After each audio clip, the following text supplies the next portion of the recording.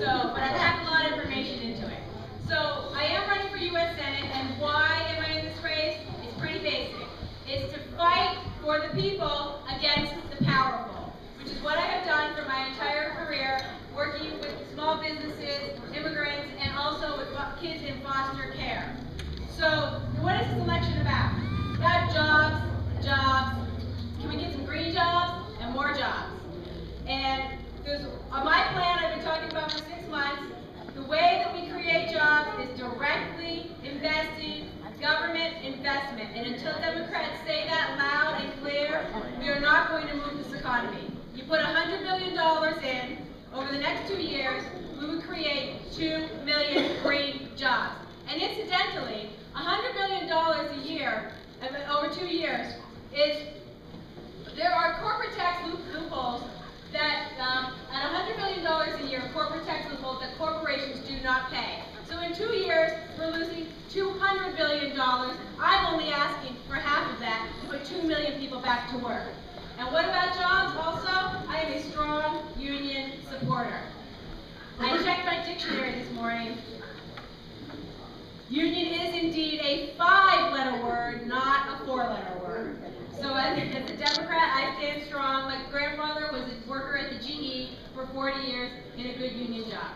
I'm the granddaughter of Sicilian immigrants, and I know what it's like to work hard.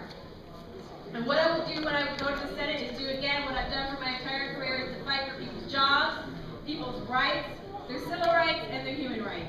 What else will I fight for? And you can make no mistake about this. Social Security.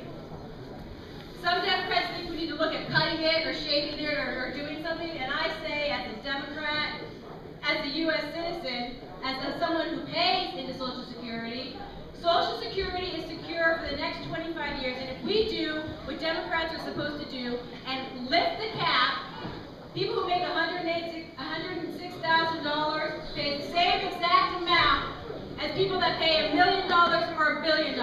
That is not paying your fair share. Lift that cap and Social Security is secure for the next 75 years. It's called an entitlement because we've earned it and we've paid into it, and I will not back down on that, and I will protect and fight for people's Social Security. Healthcare. It's called healthcare, not health business. My dad is a retired doctor, internal medicine, on the front lines of medicine for 40 years. My mother's a retired nurse. I am a candidate on record in support of single payer, because we spend $7,000 per capita for people in this country, and the next country down, Canada, France, and England, they pay about $4,000 or $3,000. So we're paying for it one way or another. Why not pay for it in preventative care and good care, and so people can end up in their later years in Medicare? Hey, guess what? Maybe we wouldn't be spending so much money in Medicare if we gave people good preventative health care for their entire lives. How about that? So, to close up, if you want a Democrat in this race who has a backbone and will stand up for good democratic values that help everybody, and somebody who knows this is a street fight. This is not theory. This race is not going to be won in the boardrooms or in the ivory towers. This race is going to be won on the street, because in order to beat Scott Brown, we have to appeal to independence.